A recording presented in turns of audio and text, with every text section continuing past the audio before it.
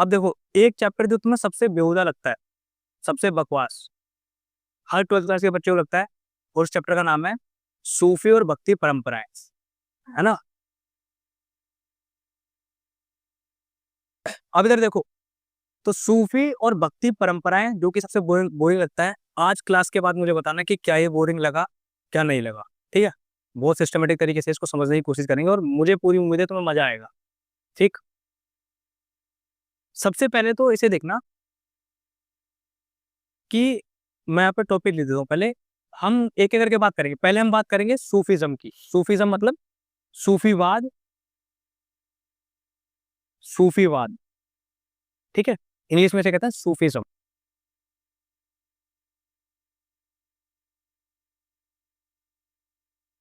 ठीक है, सूफीज्म को समझने से पहले हमें एक चीज समझनी पड़ेगी और वो है इस्लाम।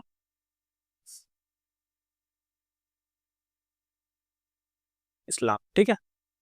ये नहीं बता रहा कि इस्लाम का उदय कब हुआ, कहाँ हुआ, कैसे। मैं ये बताऊंगा कि इस्लाम भारत में कैसे आया और भारत में जो इस्लाम था वो प्रचलन में कैसे आ गया। ठीक है, ये हमें समझना पड़ेगा इसको, इसके बाद हम सूफीज्म की बात करेंगे। तो देखो, मैंने बता रखा है सबसे पहला जो मुस्लिम आक्रमणकारी था, जो सफल आक्रमणकारी था, वो था मोहम्मद बिन कासिम। कहाँ से आया था? अरब से आया था। तो मैं लिख दे रहा हूँ मोहम्मद बिन कासिम, एमबी की, मोहम्मद बिन कासिम। अरब से आया, आक्रमण कहाँ पे किया? सिंध पर, जो भारत का सिंध प्रांत था कभी, जो तुम बोलते हो पंजाब सिंध गुजरात मराठा, वही सिंध। ठीक है, उस सिंध पर कब्जा किसने किया? कब्जा मतलब आक्रमण किसने किया? मोहम्मद बिन कासिम ने किया। और जब उसने आक्रमण कर दिया तो वो क्षेत्र उसके अंडर आ गया। तो अब वो क्या था कि एक तरह से अरब खलीफाओं के अंतर्गत आ गया है सिंध का क्षेत्र।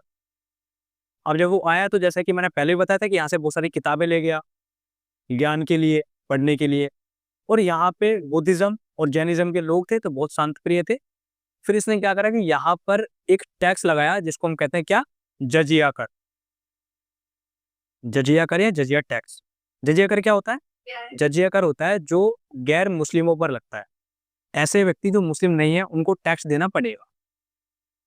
ठीक, देना पड़ेगा। और ये क्या है? ये धर्म विस्तार की एक नीति है। क्यों? क्योंकि लोग टैक्स से बचने के लिए इस्लाम में कन्वर्ट हो जाएंगे, इस्लाम का पालन करेंगे। जब इस्लाम में वो कन्वर्ट करवाने के लिए ये एक नीति होती है, तो जजिया कर। लेकिन फिर भी काफी लोग जजिया कर देते थे।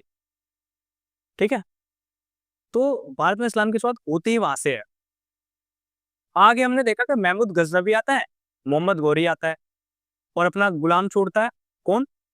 कुतुबुद्दीन ऐबक। और यहाँ पे स्थापना हो जाती है दिल्ली सल्तनत की। मतलब 1206 में यहाँ पे स्थापना किसकी होती है? दिल्ली सल्तनत, सल्तनत। ठीक है, और लगभग 1526 तक ये पूरा चलता है। फिर यहाँ पे आ जाता है मुगल एम्पायर, मुगल साम्राज्य। और मुगल एम्पायर जो एकदम अच्छा मुगल एम्पायर है, शक्तिशाली मुगल एम्पायर है, वो जब तक चलता है तब तक औरंगजेब रहता है। तो औरंगजेब जो रहता है वो 1707 तक रहता है।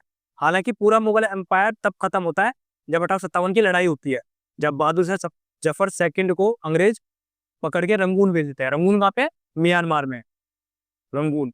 ठीक है, लेकिन फिर भी 1707 एक बहुत इंपॉर्टेंट डेट है। क्यों? क्योंकि औरंगजेब मर गया, औरंगजेब की मृत्यु हो गई। और मृत्यु के बाद भारत की काया पलट हो जाएगी, क्योंकि अब भारत लूटेगा, अब भारत लूटेगा अंग्रेजों के हाथों। तुम्हें ये भी याद है ब्रिटिश जो थे वो 1600 में आ गए थे, लेकिन औरंगजेब जिंदा था। तो ब्रिटिशों की हिम्मत नहीं हुई कि अभी यहाँ पे एक सेंट्रल पावर है, मौजूद है, पहले इस सेंट्रल पावर को खत्म करना पड़ेगा, इसके बाद लूटेंगे।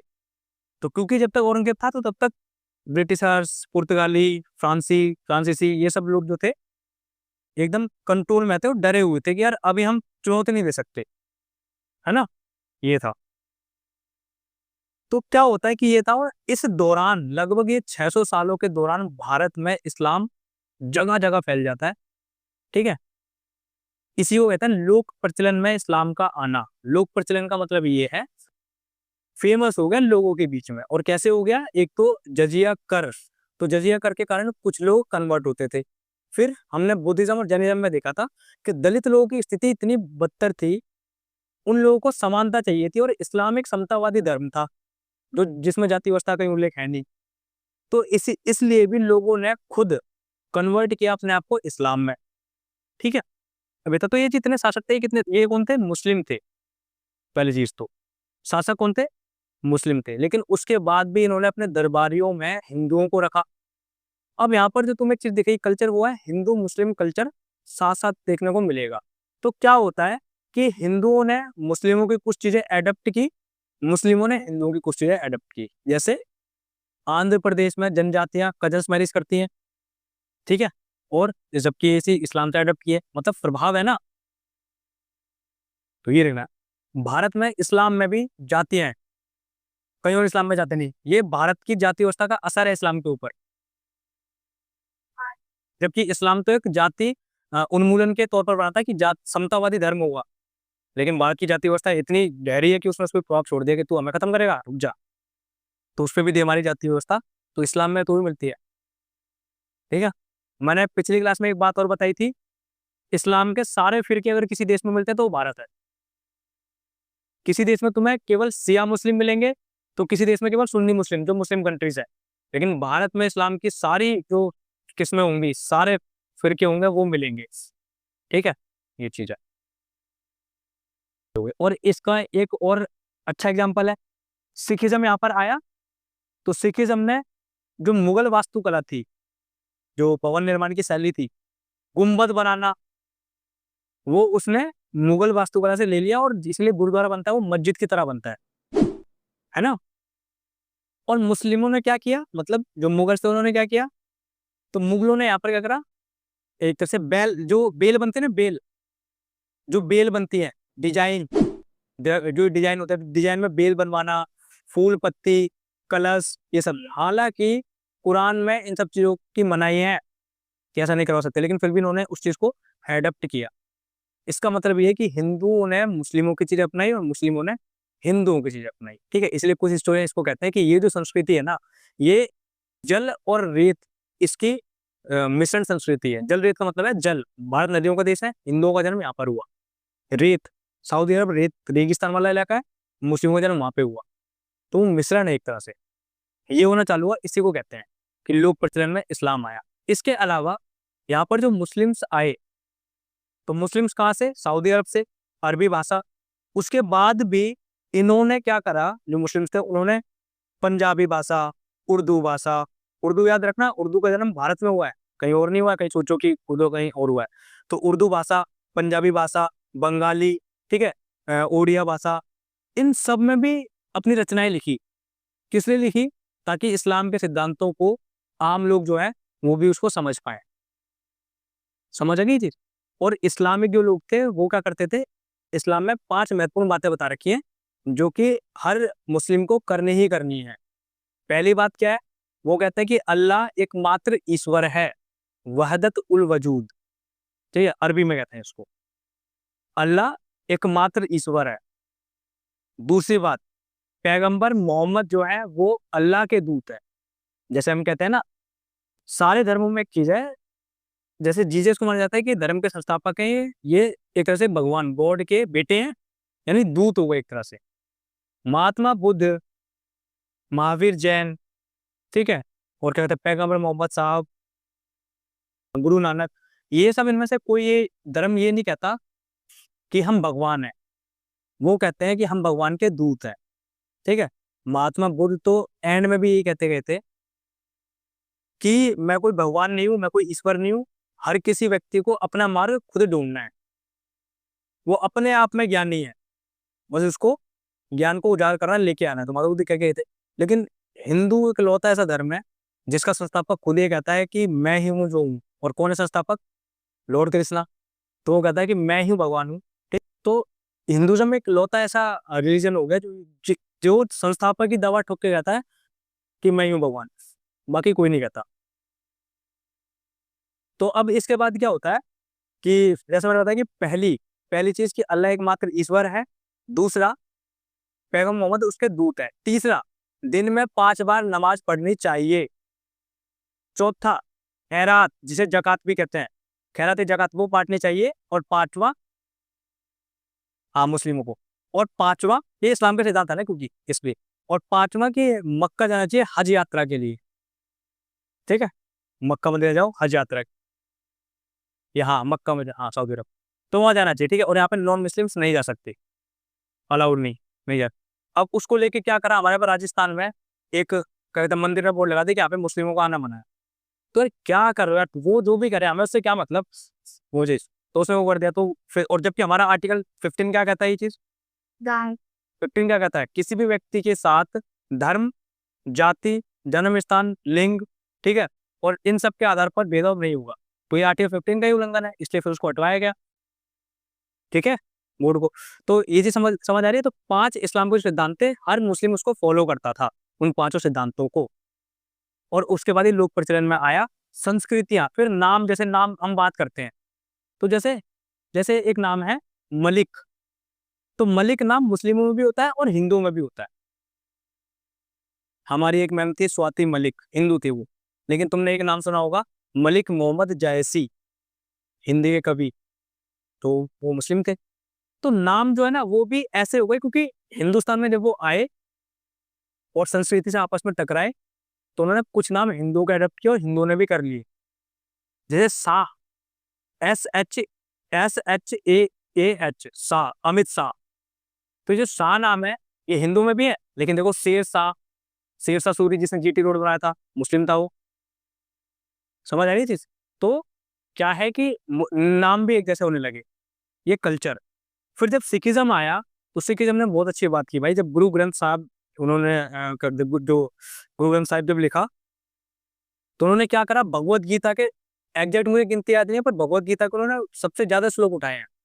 फिर बाबा फरीदुद्दीन के उन्होंने श्लोक उठाए, और कितनी बार उनमें राम का नाम आता है, और कितनी बार सच 47 बार अल्लाह का नाम है, और इससे ज्यादा कई बार राम का नाम है गुरु ग्रंथ साहिब में। इसीलिए आज के टाइम पे जो जो ये लड़ते हैं हिंदू मुस्लिम, सिखिज्म एक बहुत अच्छी मिसाल है इस चीज की, क्योंकि गुम्बद बनवाया और भगवा कलर का झंडा भी रखा, तो हिंदुज्म से वो चीज अडॉप्ट की, मुस्लिम से गुम्बद बनवा दिया। समझ रहे हो ये चीज। वास्तुकला मुगल और संस्कृति हिंदू, एक अलग जैन का जो ये सिखिज्म बना हुआ है, हाँ ये मस्त था। तो इसे समझ, इसे कहते हैं लोक प्रचलन में इस्लाम का आना। ठीक है, अब लोक प्रचलन में इस्लाम आ गया, और जैसा कि मैंने बताया कि इन्होंने अपनी रचनाएं भी जो की वो अरबी में नहीं की, इस भाषाओं में की, ताकि इस्लाम के सिद्धांतों को जो आम लोग हैं वो भी जान पाए।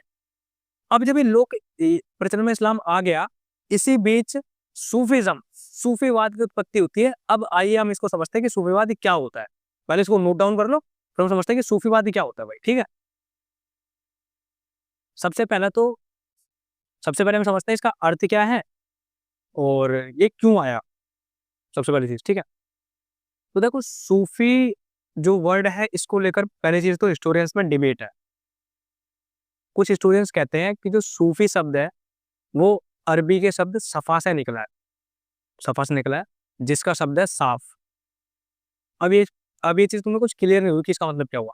कुछ लोग ये कहते हैं कि सूफी शब्द सूफ से निकला है, और सूफ का अर्थ होता है ऊन, क्योंकि सूफी संत ऊनी वस्त्र पहनते थे, इसलिए मान लिया कि भाई ये सूफी बना इससे। सूफ से निकला, सूफ का मतलब ऊन, और वो ऊनी वस्त्र पहनते थे इसलिए उनको सूफी कहा गया। कुछ लोग ये कहते हैं। तो अभी भी डिबेट है। जैसे मैं तुम्हें स्टोन बताता हूँ जो तुम यूज करोगे। एक स्टोन का नाम है अबू नसर अबू नसर अल सराज, अबू नसर अल सराज। तो इसने अपनी किताब में कहा है कि सूफी शब्द सूफ से निकला है, जिसका मतलब है ऊन, क्योंकि सूफी संत जो होते थे वो ऊनी वस्त्र पहनते थे, इसलिए इनका ये नाम पड़ा, ये कहता है। बाकी कुछ विद्वान या कुछ इतिहासकार कहते हैं कि ये अरबी भाषा के सफा से निकला है, जिसका अर्थ हुआ साफ, साफ। तो मैंने बताया कि सूफीज्म ये, लेकिन इससे कुछ क्लियर नहीं होगा तुम्हें। अब आगे क्लियर करते हैं कि हम इसको क्या इमेजिन करें। सबसे पहले यही भाई कि सूफी को तसव्वुफ भी कहते हैं, तसव्वुफ, तसव्वुफ, और तसव्वुफ मतलब होता है रहस्यवाद। ठीक है, रहस्यवाद, यथार्थवाद अलग चीज होती है, रहस्यवाद अलग चीज होती है। इसे जरा समझना है कि क्या मैं बताने की कोशिश कर रहा हूँ। जैसा कि महात्मा बुद्ध ने जब अपने क्या कहते हैं शुरुआती दिनों में, जब उन्होंने ये देखा कि यार उनकी शुरुआत कैसे हुई? यही देखने से ना कि यार ऊपर कोई ईश्वर है कि नहीं है? मृत्यु के बाद पुनर्जन्म होता है कि नहीं होता है? मतलब ये हुआ कि वो सत्य तक जाना चाहते थे। मतलब रहस्य, मतलब क्या? वो उस रहस्य को समझना चाहते थे। हिंदुइज़्म में भी रहस्य है। तुमने असुर देखी, ठीक है? असुर में भी रहस्यवाद है, ठीक है? उसमें भी रहस्यवाद है। क्योंकि रहस्य का मतलब ये हुआ कि यार हमें कैसे पता स्वर्ग और नर्क होता है? अगर पहली चीज़ तो जिंदा व्यक्ति स्वर्ग या नर्क जा नहीं सकता और जो मर गया है वो वापस आ नहीं सकता। तो किसने बताया ये कि स्वर्ग और नर्क होता है? पहली चीज़ तो ये भी तो क्या है? ये भी एक रहस्य है। इसी चीज़ को क्या कहा जाता है? रहस्यवाद। तो 1 मिनट, उस टाइम पर क्या हुआ जब इस्लाम के अंतर्गत इस्लाम में कुछ ऐसे लोग जो ये सोचने लगे कि यार एक बार देखो तो सही कि क्या है आगे, जीवन के आगे क्या है? तो रहस्य क्या है ये? इसका उन्होंने नाम दिया कि ये होता है सूफीज़्म। सूफीवाद, इसको तुम ब्रैकेट में तसव्वुफ या रहस्यवाद भी लिख सकते हो। ठीक है? रहस्य खोज करें। रहस्य मतलब मेरा उस परमात्मा से क्या संबंध है और परमात्मा है तो कौन है? ये रहस्य है। ठीक है? ये सूफीज़्म है।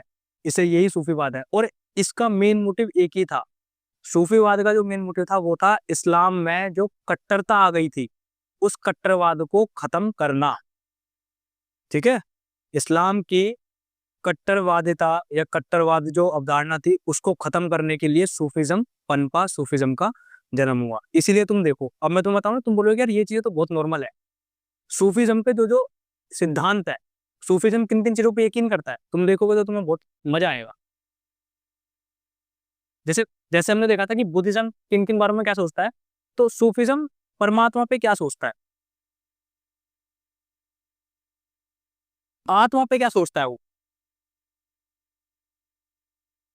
और मनुष्य के बारे में क्या सोचता है, यानी प्रेम, लव की क्या थ्योरी है उसकी नज़र में।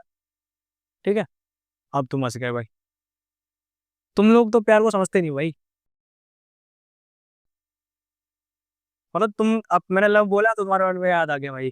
तुम्हारे माइंड में किसी का चेहरा याद आ गया, उसका भी वो हँस रहा है। वो प्रेम की बातें नहीं हुई। एक-एक करके समझते हैं। देखो इधर, परमात्मा, सूफीवादी जो लोग थे, मतलब सूफी संत, वो परमात्मा के बारे में क्या सोचते थे? वो बोलते थे कि यार ईश्वर एक ही है। अल्लाह एकमात्र ईश्वर है, लेकिन याद रखना सूफियों ने कभी भी अल्लाह वर्ड का यूज़ ही नहीं किया है, कभी भी। ईश्वर वर्ड का यूज़ करते थे वो।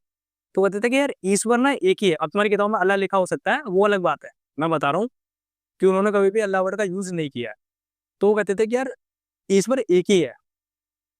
और मैंने भी एक थ्योरी बताई, इब्न उल अरबी, ये एक फिलोसोफर था अरब का, इब्न उल अरबी। उसने एक फिलॉसफी दी, फिलॉसफी का नाम था जो अभी मैंने बोला था, वहदत उल वजूद। इसका मतलब होता है कि ईश्वर एक ही है और सारे के सारे संतान जो है वो सब उसकी है। तो अगर सारी संतान उसकी है तो मानव में भेद क्यों हो रहा है? और इस्लाम को मानने वाले भेद क्यों कर रहे हैं?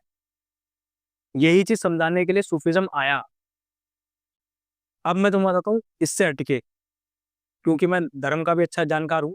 ऋग्वेद में एक श्लोक है, एकम सद विपरा बहुधा वदंती। एकम सत विपरा बहुधा वदंती मतलब सत्य एक ही है। अब सत्य मतलब क्या है? ईश्वर।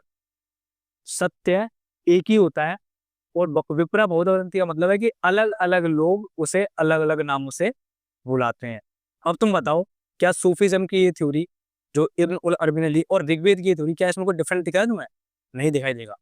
इसीलिए अगर तुम कभी गीता और कुरान को साथ साथ रखोगे ना, तुम्हें ऐसी बहुत सी आयत और बहुत से श्लोक ऐसे मिल जाएंगे जिनका मेन मोटिव एक ही निकलेगा, एक जैसा। इसीलिए कहा जाता है कि जो पढ़ते हैं ना वो लड़ते नहीं है, और जो नहीं पढ़ते वो हमेशा लड़ते हैं। मैं हिंदू, तू मुसलमान, इस तरह की बातें वो करते जरूर है, लेकिन जो पढ़ते हैं वो कभी नहीं करते। तो एक तो ये चीज की परमात्मा को लेकर वो क्या सोच रहे हैं कि ईश्वर एक ही है, इसीलिए वो हर मानव को एक जैसा ही समझते हैं, सूफीज्म। दूसरा आत्मा, उनका मानना ये है कि आत्मा ईश्वर का ही अंश है और वो हर एक प्राणी में विद्वान है। मतलब हर एक इंसान में वो आत्मा है। मतलब जो आत्मा मेरे अंदर है ना, वही किसी हिंदू में, वही किसी मुसलमान में, वही किसी सिख, बौद्ध, जैन जो भी है, क्योंकि वो इंसान है। तो जो आत्मा मेरे अंदर है वही आत्मा उसके अंदर भी है। सूफीज्म ये कहता है। और प्रेम मतलब वो मानव प्रेम पर बात करता है। वो क्या बात करता है? मानव प्रेम पर बात करता है। मानव प्रेम का मतलब है कि मानव, वो कहते हैं कि यार ईश्वर तक पहुंचने का ना एक ही तरीका है, और वो है मनुष्य की सेवा।